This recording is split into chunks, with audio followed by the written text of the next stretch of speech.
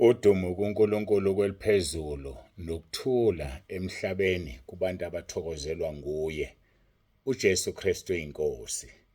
Siyambonga uNkulunkulu wethu kakhulu, siyamdumisa bangcwele ngosuku lwanamhlanje olwesibili, Tuesday. Ngiyambonga-ke kakhulu uNkulunkulu ungigcinele indlela yonke engivuke intatha namhlanje ngaya emafakatini. Phela sesilungiselela inkonzo yokuvula indlu engenyanga ezayo. Kuthe kushaya u-6 ngangifika kwamfundisi. Ngangifika ngithi qathatha. Hayi-ke nokho angihlalanga-ke ngoba ngicabanga ukuthi ngo-6:30 bese sithululile lokho ebengihambisa. Ngibe sengibuya-ke ngafika-ke ngenxa yokubalekela i-traffic ngihambe ngenye indlela, hhayi ngale ndlela ejwayelekile ejike eMaritzburg, kodwa ngithathe enye indlela. Angizuyisho-ke, kodwa-ke ngagcina ngifikile ngiphephile ekhaya. Sibonga imikhuleko enisithwele ngayo, nazi ukuthi siyaphi noma ningazi, kodwa nje ngenxa yokuthi ngiyazi kunama-intercessors angikhulekelayo, asikhulekelayo njengabaholi bebandla. Siyambonga kakhulu kakhulu uNkulunkulu ngani. Niqhubeke nikhuleke, umvuzo wenu mkhulu ezulwini, ngoba umile lo msebenzi ngenxa yemikhuleko yenu. Umile lo msebenzi ngenxa yeminikelo yenu. Nonke eninikelayo yazini ukuthi umvuzo wenu mkhulu ezulwini. Besivula indlu ngomgqibelo, uma nje wena ukhipha okweshumi, isibusiso siphezu kwakho, kukhona okwenzile kuleya ndlu. Nangenyanga ezayo uNkulunkulu mayesidina sovula indlu emafakatini, uma nje wena unikela, kungaba noma luphi uhlobo lomnikelo olwenzayo, likhona igalelo lakho kuleya ndlu. Isibusiso uzosithola noma uyasithola already, futhi uzosithola ekhaya ezulwini, ngoba imali yabazalwane ngiyisebenzisela umsebenzi kaNkulunkulu. Mawubona indlu yasentabeni enkulu iyinhle nje, okwazi ukuthi nawe usifakele isandla. Kukho konke engikwenzayo ngikwenzela uNkulunkulu, ngikwenza ngemali yenu, ngoba phela uNkulunkulu owenzela ukuthi ninikele nase niyanginika. Angikwazi ukudlala ngayo, angikwazi ukuyixhaphaza, ngoba ngisazophendula ngosuku lokugcina ukuthi ngayenzani imali. Siyambonga-ke kakhulu uNkulunkulu, anibusise nonke ngabanye, noma ngabe unikela imali engakanani kuNkulunkulu inkulu. Njalo-ke ngesonto, uma ngiphazamisekile kuyoba ngumsombuluko ekuseni, ngikhuleka umkhuleko ngifake ekhaya lezwi, ngicelele bonke abantu abanikelayo isibusiso, noma kungaba hlobo luni lomnikelo. Siyambonga ngendlela emangalisayo uNkulunkulu. Wena hlala enkosini, ungasuki, ubeke indlebe, uma ekhuluma nawe ukwenze, ngoba uzokubusisa emva kwalokho, futhi uyakubusisa. Siyambonga uNkulunkulu kakhulu kakhulu ngani. Ningofakazi, angikaze ngicela imali mina la ekhaya lezwi, entabeni yendlu kaJehova kuyabonelelwa, ngoba phela mina ngatshelwa kwathiwa ngagijimisa imali njengabanye abefundisi. Yingakho-ke nibusiseka nje, ngoba ninikela nithokoza, ninikela ningashayelwa mthetho, anisatshiswa ngezwi, kufunda izwi kuqala bese kuyanikelwa, utshelwe yonke into lena ohlala uyitshelwa every Sunday. No. Nikela ngalokho ozinqumele khona wena. Phela nje kufanele wazi ukuthi ohlwanyela kancane uvuna kancane, ohlwanyela kakhulu uvuna kakhulu. Lokho-ke liyakusho izwi, limile futhi kukho, kuyenzeka futhi ngendlela efanayo. Ngikubonile nami ngendlela eziningi ukuthi uNkulunkulu wenza njengoba wena usuke wenza. Angikhohlwa ukuthi ngishilo ngisebhamshela, ize ibe khona indlu entabeni nganikela ngamalini. Kwenzekani manje? uNkulunkulu bathinta left, right, front and center, bonke abantu ukuthi banikele, ngoba ngaqala mina nganikela. Ngenza inkonzo eyenziwe uNkulunkulu Baba, naye enikela ngendodana yakhe uJesu Kristu. Pho-ke kungaba kanjani sigodle yena engayigodlanga nendodana yakhe ezelwe yodwa na? Kungaba kanjani sigodle? Asikwazi ukugodla. Asikwazi ukugodla. Ngiphinde ngigcizelele, ngiyagcizelela. Mina anginayo imali. Ngiyacela abantu bangangikhathazi, bangazihluphi, bangangitsheli ukuthi batsheleke imali noma bacela imali. Ngiyacela nje ningakwenzi lokho. Sengike ngakusho ngiyakuphinda. Imali engiyiphethe ngekaNkulunkulu. uNkulunkulu-ke uzofuna izithelo zokuthi ngakunika imali wenzani wena. And uma ungayenzanga intando kaNkulunkulu, angifuni mina ukukukhohlisa. Amalahle esihogo le mali le. Amalahle esihogo ngisho mina. Ngikhumbula ngisanda ukuqala umsebenzi engakangikhulula uNkulunkulu. Ngangithi uma ngiye e-town, ngibeke imali yami ku-wallet, ngibeke kaNkulunkulu eceleni. Manje sengumile ngifuna i-drink, ngithathe kweyami le engisebenza ngayo ngemqasho. Ngithathe kuyona ngithenga i-drink, ngeke ngithinte kaNkulunkulu. Kwaze kwafika-ke la ethi uNkulunkulu angihlanganise yonke imali. Njengoba ngihlale ngintshenta ngikhiphi mina okweshumi ngoba yonke imali yomqasho ingene e-accountini yeshumi. Futhi ngikhipha 100% mina. Hayi 100% u10%, ngikhipha 100%. So ngaze ngenze njalo-ke wasethi kulungile-ke sengingathi mangabe ngomile ngifuna i-drink ngithathe emalini yakhe ngiphuze ngoba nginikela konke okwami kungokwakhe. Ngale kwalokho nje ngangihlukanisa ngafunda ukuthi thinta imali kaNkulunkulu ngiyamsaba, ngiyamesaba. Angithengi ngisho i-drink ngayo, ngiyamsaba. Kwaze kwafika la ethi khona kasihlanganisa imali, mina ngivele ngiyifake khona yonke. Ayike uthi ayike usungakhululeka-ke uthenga i-drink endleleni mawuhamba, mawulambile uthenga okuthengayo udle ngoba wena unikela ngaphezu kwabo bonke. Ayisekho yakho imali, eyakho ingeyami, nginguNkulunkulu wakho. Yileso-ke isivumelwano thina esasenza. So-ke kubiza ukuzinikela lokho. Kubiza ukumazi uNkulunkulu ukuthi ubani. Kubiza ukumesaba uNkulunkulu. Wazi ukuthi uyakubona noma ngabe ukuphi noma ngabe wenzani, uyakubona. Ngeke ngidabuke-ke mangizwa phela ngingizwe ukukhulunywa thola umfundisi udlalisa ngemali kaNkulunkulu, udlalisa ngaye entombini, udlalisa ngaye ebafazini, imali kaNkulunkulu. Uyofika athini lo muntu phambi kaNkulunkulu? Uyofika athini ngempela? Hayi mina ngazi ngiyayisaba indaba kaNkulunkulu. Hayike asidlule, angisazi isizathu, uyasazi uMoya oNgcwele kungani sikhulume ngemali. Mhlambe khona umfundisi osizwayo. Mhlambe khona umfundisi esezincane insuku zakhe.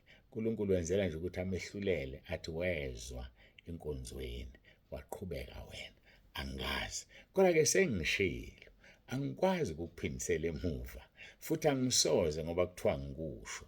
Qale kusiwe umuntu Jeremiah 48 verse 10. Qale kusiwe umuntu ogodla inkemba yakhe egazi. Hayi sengidedelile mina yami inkemba. Iyasebenza njengamanje eyizwi likaNkulunkulu. Na ungazithathela lenkemba. Sho njalo abase-Efesu masihloma zonke izikhali zikaNkulunkulu samukela nenkemba eyizwi likaNkulunkulu esikanhlangothi zombili ehlaba izahlukanisa umkantsha namalunga, ihlukanisa umoya nomphefumulo, yahlulela imicabango. Akukho okusithekileyo kuyo kungekho bala esiyakuzilanda ngakho. Le nkemba eyizwi igijima ngaphezu kombane. Le nkemba eyizwi idabula umlilo, idabula amanzi. Le nkemba eyizwi uma siphila ngayo sizongena sigijima ezulwini. Masiguqe sikhuleke.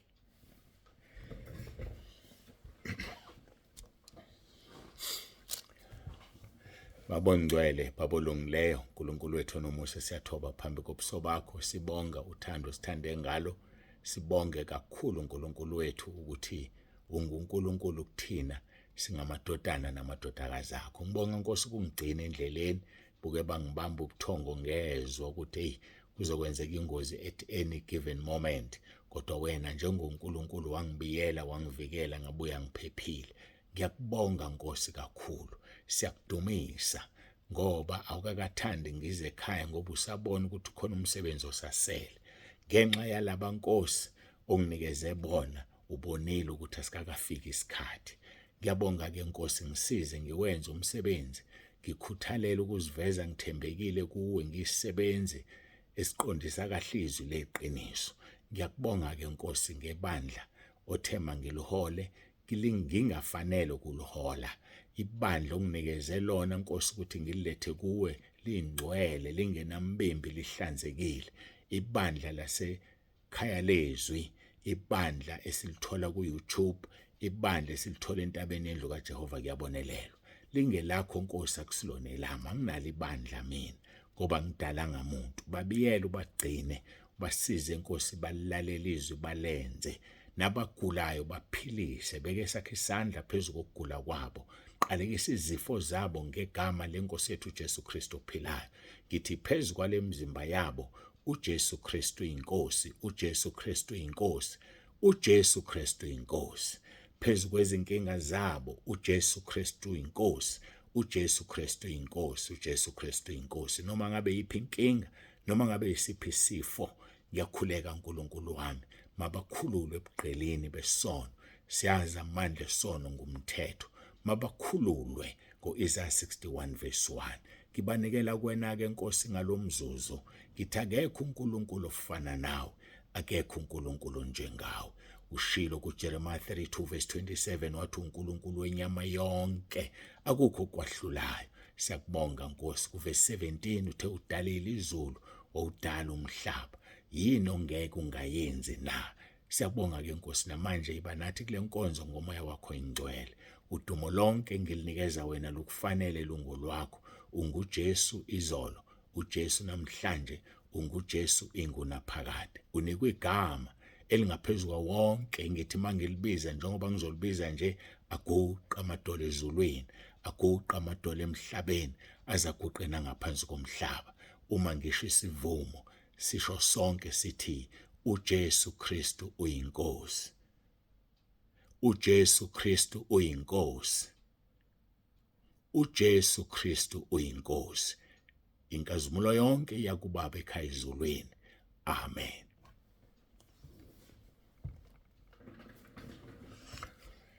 Siyambonga-ke kakhulu uNkulunkulu wethu, siyambonga. Angidlulise futhi ukubonga kakhulu kubantu baseBhamshela. Ngibonge ebandleni lonke ngokukhona abahambile bawusiza, balekelela, abanye balala khona njengoba besinenkonzo kuvulwa indlu. Noma yini oyenzile uNkulunkulu akubusise, eyenze nje ukuthi kuphumelele inkonzo yangoMgqibelo neyangesonto. NgoMgqibelo besivula indlu mhla ka-12 kuJulayi. Siyambonga uNkulunkulu kakhulu konke nikwenzile ngakunye. Abanye badecorate, abanye benze uhlelo, kuningi enikwenzile, banikela ngamandla abo, abanye banikela ngemali. Ninikelile ngezindlela eziningi. uNkulunkulu anibusise, anibiyele, anigcine, sihlangane ekhaya ezulwini, ngoba ilapho la siyakhona. Kuphakathi kokuthi sisazoya ngokuhlukana noma sohamba kanye sekuhlwithwa ibandla. Ungavumi, ngiyaphinda, ungavumi ukusala. Phila impilo engcwele phambi kaNkulunkulu. Zingcwelise usuku nosuku ukuze ukungena ekhaya ezulwini ngamasango. Ubaba uNzibande uyakuthanda. Ungumqhele wakhe. Ningumqhele wami bazalwane, lisho njalo izwi. Bese kuthi labo balethile wena ekhaya lezwi bangumqhele wakho futhi. Lethana abantu bangumqhele wenu. uJesu Kristu inkosi. uJesu Kristu inkosi. Ngisakhumbula abantu ngenxa yokuthi ngivuke ngahamba ekuseni kakhulu, ngihambe ngo-3, ngivuke ngo-2, ngahamba ngo-3 ngenzela netraffic ngikwazi ukuya ngi-attend ama-appointment. Abantu angibafakanga, ningixolisele. Ngizobafaka ngokuvuleka kwethuba, kodwa nje angibafakanga. Ngicela nibathumelele inkonzo yanamhlanje, bajabule abazalwane. Asiqhubeke-ke nezwi lenkosi. Isikhathi sona seku-14 minutes asikakayiqali inkonzo. Sikhuluma-ke ngoMathewu chapter 5 verse 9. Babusisiwe abalamulayo ngokuba bayakuthiwa abantwana bakaNkulunkulu. Sasesiya kuJeremiah lapho uNkulunkulu ethe wafuna umuntu wokubiya ukuba abiye ame esikhaleni. Lo muntu lo ukuthi ame esikhaleni. Siyambonga uNkulunkulu kakhulu. Sikuphila sikhona. Wafuna umuntu wokubiya. uEzekiel chapter 22 verse 30. Ufuna umuntu. Jehova wathi kuSamuel, ngibheke enye into manje, ngikhuluma ngenye into, ngibheka ngenye into. Verse 30, Ezekiel chapter 22. Ngafuna kuba umuntu wokubiya uthango emesikhaleni ngaphambi kwami ngenxa yezwe ukuba ngingalichithi, kepha angimfumananga. Ukhona wena uNkulunkulu akamthola umuntu ozomsebenzela? Hayi, mina ngicabanga ukuthi awuzwanga kahle. Awususe igonogone emadlebeni akho, ezindlebeni zakho. Sengikhohliwe ngithi amadlebe. Akushiwo njalo, ngiyanifundisa nesiZulu. Amadlebe awesilwane, amadlebe embongolo, amadlebe entsha, amadlebe kanogwatsha. Umuntu unezindlebe, izindlebe. So sukhipha isigonogono-ke ezindlebeni zakho. Isigonogono-ke ezindlebeni zikamoya isono esidala ukuthi ungamuzi uNkulunkulu. Wanelwa vuma isono sakho. Isaya wathi ngezwe izwi lithi siyothuma bani na ubani uyakusiyela. Ufundo Isaiah chapter 6 wehle naye. Ubani uyakusiyela na? Wathi thuma mina Nkosi, ngikhona. Abantu abalizwi izwi ngoba bazi indlebe zabo zikamoya zingcolile, zigcwele izono. Ziyavunywa izono. Uhlanzwe egazini likaJesu. Uzwe uNkulunkulu ekhuluma nawe. Uzwe uNkulunkulu ekuthuma. Uzwe uNkulunkulu ekwenzisa izinto. Lobo ubumnandi bokuthunywa uNkulunkulu. Ubumnandi bokwenza intando kaNkulunkulu. Ubumnandi bokuzwela umoya ongcwele exoxa nawe enhlizweni. Ngiyanifisela abafowethu nonke, kodwa kufuna uzihlanze uzingcwelise. Uthi-ke ngafuna umuntu wokubiya ukuba amesikhaleni. Yime esikhaleni mntakababa. uNkulunkulu ufuna ukukusebenzisa. Ayike sizoqhubeka sibheke uJeremiah 17 verse 10. Isagcina sikulezo ndawo, angisakhumbuli sagcina ngokuthini, kodwa-ke sizoyibamba umoya ongcwele uzoyiqhuma ngendlela yakhe. Uthi verse 10, mina Jehova ngivivinya inhliziyo, ngihlola izinso, ukuba nginike kube yilona loyo njengezindlela zakhe, njengezithelo zezenzo zakhe. uNkulunkulu wethu uvivinya inhliziyo, ahlola izinso. Ukuthi uhlola nokujulile kakhulu, akuhlole. Abese sinika njengokwenza kwethu nanjengezithelo zokwenza kwethu. Sisazohola ngemisebenzi esiyenzile, siphinde sihole ngokwesithelo somsebenzi esiwenzile. Ngizoyichaza futhi ngoba ngiyazi khona abangangizwa. Ngizosebenzisa lento engihlale ngiyisebenzisa. Isithelo into ephuma ewumphumela wento wayenza. Uma uthatha ingane kamakhelwane ehlupheka uyifundisa iye euniversity, mhlawumbe ifundela, angileyanise nje, ifundela ubudokotela, iphase iqede, ihambe yosebenza ubudokotela. Ungayibizi imali yakho ngoba ubunikele, ngoba usuyibizile kusho ukuthi ubuyitshelekile, isibusiso sakho siyahamba. Ungayibizi imali yakho, fundise nje uqede, ihambe ingane kamakhelwane isebenze. Uyazi ukuthi uzothola isibusiso ngomsebenzi owenzile wokufundisa lengane. Uphinde uthola isibusiso sabantu abazophiliswa ilengane ibelapha. Sabantu nje ezobelapha nje, esejari kugcwele, kuyaphithiza, wena nje oyenze yayi lento eyiyona. uNkulunkulu uzokunika umvuzo ngoba lo dokotela usizisizwe. uNkulunkulu uzokunika njengokuba uyifundisile ingane, abese kunika izithelo zokufunda kwayo zingezakho isibusiso sakho. Asenzeni-ke izinto ezinhle, ikakhulu kwabendlu yokukholwa, lisho njalo izwi leNkosi. Asenzeni okuhle, ikakhulu kwabendlu yokukholwa, ngoba uzothola umvuzo ngento oyenzile, uphinde uthole umvuzo ngesithelo sento oyenzile. Kanjalo noma wenza isono, kanjalo noma wenza isono. Nansi ingane yabantu, wayikhuleliswa, yaphelelwa isikole, mayisiphumile kuyahlushekwa ekhaya, wafuneka yondlela ingane. Ayisafundile, yondla ingane. Qeda ukondla ingane, umsebenzi ayitholakala, ihambe yosebenzela loya mama imiwashele, ihambe yohlakula kuloya muzi, ithole lawo masentshana, ngoba ifuna ukukhulisa ingane yakho. Awuyondli nokuyondla wena, wagcina nje uwenza umonakalo.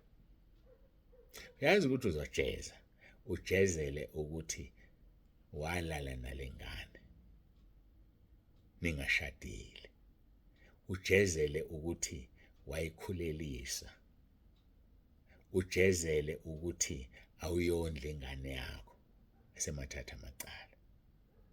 Uphinde uzojezela ukuthi lo akasafundile, awazi uNkulunkulu befuna enzeni. Mhlambe nje lo mama ubezoba uthisha afundise isizwe, isizwe siyakhula sifundile ngoba wena wamphazamisa. Mhlambe ubezokhula abe yinesi, ngabe kunemphefumulo abezoyisave, uNkulunkulu mhlambe ezomenza abe nenhliziyo ethambile, inesi elithanda abantu, eliphinde libakhulekele elikholwa. Akasakholwa manje, uyahlupheka, icala likabani? Elakho akhuleliswa lengane. Hayi mina ngiyakutshela ngeke ngikhohlise, usazothola umvuzo ngesono sakho nangesithelo sesono sakho. Ake simfundeke futhi uverse 10 kaJeremiah 17, usuzomuzwa-ke manje. Uthi uNkulunkulu, mina Jehova, ngivivinya inhliziyo, ngihlola izinso, ukuba nginike kube yilona loyo njengezindlela zakhe. Izindlela yini-ke? Imisebenzi. Abesethi njengezithelo zezenzo zakhe. Ufika kunike ngokuthi wenzeni, abese kunika ngokuthi isenzo sakho sibe namuphi umphumela. Uma wenza into embi yaphinde yaba nomphumela omubi, uzojeza kabili. Uma wenza into enhle yaphinde yaba nomphumela omuhle njengesithelo, uzobusiswa kabili. Awusamthanda lo Nkulunkulu. Our God is just. Ulungile, uthembekile, wahlulela ngokulunga. Uma wazi ukuthi uwonile kuNkulunkulu, khona abantu abasenkingeni ngenxa yakho, mina ngiyathandaza, ngiyakucela nje ukuthi woze uyithobe uNkulunkulu. Khona abaphilela umsebenzi obuhlungu ukukhipha izisu.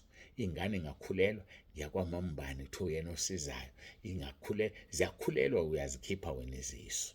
Uyofika uthini ezulwini ngalezi ngane oyibulalayo? Hayi mina ngiyabuza. And awusazazi lezi zisu wayikhipha ukusabazi nalabo abantu ufanele uxolisa kubona. Mhlambe wena ukwenzanga ngqo, walayela umngani wakho, wathamba laphaya kunomama osizayo, kunonesi osizayo, kunosibani osizayo. Ucontributhile ekufeni kwale ngane. Hayi mina ngazi ukuthi uyongena ngapha ezulwini uma ungazivumi izono. Izono ziyavunywa. Ubona zingakulungeli nje izinto, impilo iphilile, ukhipha imiphefumulo yabantu. Iphinde ngidlule.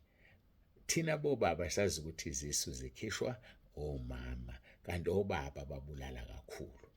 Niyabulala bobaba. Funda uGenesis 38, la sifunda khona ngoJuda. Wayenamadodana amathathu. Wathathela izibulo lakhe umfazi. Lithi izwi lenkosi uNkulunkulu wambulala, wayibulala ifirstborn. Akasisho isizathu. Kwakunomthetho-ke kwa-Israyeli kwaJuda ukuthi ifirstborn yohlala ifirstborn. So kuthathwa umfana wesibili, angene inkosikazi yomfana wokuqala. Iy'ngane ezalwa lapho ezomfana wokuqala ezikamufi. I-second born makuwukuthi yona ifuna ezayo iy'ngane izothathwa owayo unkosikazi. Kusho ukuthi sinesithembu. Uma iya kumkamfowabo, iy'ngane ezilapha ezomfowabo zizona ezizindlalifa. Uma iya kumkayo, ezayo-ke lezo. Lithi-ke iBhayibheli, umfana wesibili, uJuda ubaba wathi, mfana wami, yenzela umfowenu inzalo, waphela uyena indlalifa. Umfana walala nomkamfowabo, wachitha ngaphandle. Lithi iBhayibheli wachitha emhlabathini. Kwamthukuthelisa uNkulunkulu lokho. Kwamthukuthelisa ngoba engafuni ukunikeza izibulo lofanele atholakale kulona. Wambulala naye. Awucabanga ukuthi uyathukuthela uNkulunkulu mawusebenzisa ikhondomu? Awucabanga ukuthi uyathukuthela uNkulunkulu mawusoma? Awucabanga ukuthi uyathukuthela uNkulunkulu mawuchitha kude? Mina ngikhuluma ngabashadileka, angikhuluma ongashadile nje, isono sokuhlobonga, sokuphinga, sokulala nomuntu ongashadile, sisodwa nje. Letha lona ukuthi usuphinde wabulala iy'ngane, wachitha ngaphandle, wachitha kwikhondomu. Kodwa nje wena ungumbulali. 1, 2, ulalile ungashadile. Mina ngikhuluma nabantu abashadile, abakwazi ukuhlela umndeni. Hayi bukhona. Wangesathi uhlela umndeni uyabulala. Uthinta ubaba uNsibande ngasese, wena oshadile ubuze ukuthi kufanele wenze njani ukuze ungalamanise eduze. yini okufanele ngeke ngikhulume lezilanga leni wena wothinta ubaba uNtsibande nje, kodwa naye uzokunika iqhinga uma usuzivumile isono sakho sokubulala. Vuma isono sokubulala kuqala, vuma isono sokudla ama-contraceptives, vuma isono sokuhlela umndeni, wajova uma ungowesifazane, wasebenzisa ikhondomu wesilisa noma wachitha ngaphandle, whatever wakwenza ubulele. And ngeke ungene ezulwini. Wangitshela kahle uNkulunkulu wathi bonke laba ababulala izingane zizobavimba ngoba zinacala, kodwa azikho ezulwini ngenxa yokuthi abazali banjani bonile. Funda abaseKorinte bokuqala chapter 7 verse 14 lizokutshela. So-ke vuma isono sakho, zingcwelise. Mina ngizokhulekela lezi ngane zakho ayibulala. uNkulunkulu wanginika lawo mandla nalelo gunya, ngizozikhulekela zingene ezulwini, bese nawe uyazingcwelisa ufike uzithole ezulwini ujabule. Ngoba ngeke ungene ezulwini zingangenile zona, ziyokuvimba, ziyinkinga yakho. Mina ngisho izingane owayihlelayo. Abanye bagcine sebekhipha isibeletho, abanye benza lokhu nalokhu kuze bangabathola abantwana. Ngaphandle kwemvume kaNkulunkulu umnikazi womzimba wakho. Nokho-ke wena thinta ubaba uNtsibande umbhalele. Ngofuna ukusho nge-VN ungeqe ku-3 minutes. Azivunywe izono ku-WhatsApp. Ngofuna uvume izono uzobhukha, ngikunika usuku, inyanga, isikhathi, ngikunike nenamba yoyifonela. Ulayini mudeke, yini yenza ulayini bemude? Ingoba amaqiniso ayakhulunywa la. Njengoba ungizwa nje ngikhuluma wona, ayakhulunywa amaqiniso. Bayasizakala abantu. Njengamanje ababhukhayo baku-2031, sikuJanuwari 2031 uphela. Kodwa manje akusizi ukuthi uhlale ungabhukhi, ngoba uJesu sithembisile wathi uma umuntu ebhukhile kufanele azi ukuthi leyo data akuyona yakhe nobaba uNtsibande. Ubaba uNtsibande akalutho, eyakho noJesu uqobo lwakhe. Uma kwenzeka kufika usuku lwakho lokuhamba emhlabeni, uzibhalele izono zakho uzokwenzela umusa. Ngakho isono sibhale njengoba wasenza, ungabhali ihloko, ngoba isihloko uvuma isono wenzela ukukhumbula. Kusho ukuthi noma ngabe usuyafa uyofa, isono ungazivumile. Kanti uma usibhala njengoba unjalo, uNkulunkulu uyabona inhliziyo yakho, uyakuthethelela, aqala alungisa izinto zakho lungakafiki usuku lwe-appointment. Azilungi nje ngoba wena ubhale ihloko, asibhali ihloko. Le date engikunikeza yona, inamba yokufona, isikhathi, kubhale ebhukwini lakho lezono, ngoba amafoni abuya freeze. Njengoba kumele seshintsha njena nje, angisakwazi kunika-ke nokade ngisanda ukumnika idate, angikwazi. Ngoba njengoba kunjena nje kuxovene kunje ngakolwami uhlangothi, amafoni awu-5 ano-WhatsApp, sengizama ukuqoqa mangithi umuntu oletha abantu sebenzisa u-063. Umuntu obhukhela uvuma izono, umuntu okhuluma noma yini noma ubufakazi sebenzisa u-083 468 2882. U-083 wazo zonke ezinye izinto, 063 ukuletha abantu kuphela. Ayike asithandaze sesifike ekugcineni kwenkonzo yethu. uNkulunkulu akusize. Khumbula, ufuna umuntu okubiya ozoma esikhaleni. Uyavuma na? Uyavuma ukusebenzela uNkulunkulu? Hayibo, msebenzele, mlalele, uyakhuluma nawe. Masikhuleke.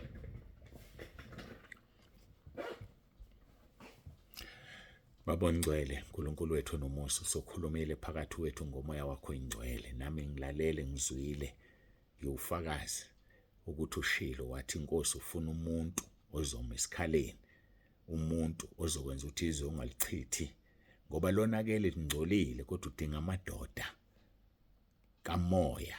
Noma ngabe umuntu ugqoka isiketi uyindoda kumoya, udinga amadoda azolimela iqiniso, azovuma ukuthunywa, awenze umsebenzi wakho ngobungcwele. Bagcwele abafundisa emhlabeni, kodwa benza umsebenzi ngobunuku nangokungabi ngcwele. Siyacela Nkosi, senzele leyo ntsali ezokusebenzela ngobungcwele. Siyacela uNkulunkulu wethu, sihlanganise naleyo ntsali ofisa sihlangane naye sibambisane emsebenzini. Ngiyacela Nkosi ngingahlangani nalabo abangekho ecebeni lakho. Uma kwenzekile sesihlangene, chitha ukuhlangana Nkosi uma lo muntu engekho ecebeni lakho, ngoba ngifuna umuntu ozongiphazamisa, angifuni umuntu ozongigudluza lapho ngibeke khona.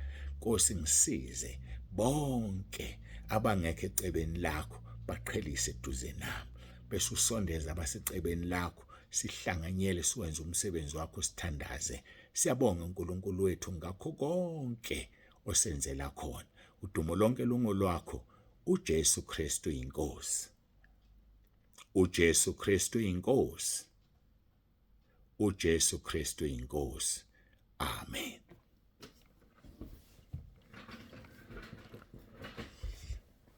Siyambonga uNkulunkulu wethu kakhulu. Ngixolise seku-30 minutes kodwa ke akukho nami engingakwenza, ngigitshelwe, ngihlala nginitshela nje, ngigitshelwe, ngiyimbongolo egitshelwe ngomusa kaNkulunkulu, ngigitshelwe indodana kaNkulunkulu uJesu Kristu waseNazaretha. Ake ubaba uNsibanda ndiyavalelisa uthi ube nosuku olubusisekile nomndeni. uJesu Kristu inkosi.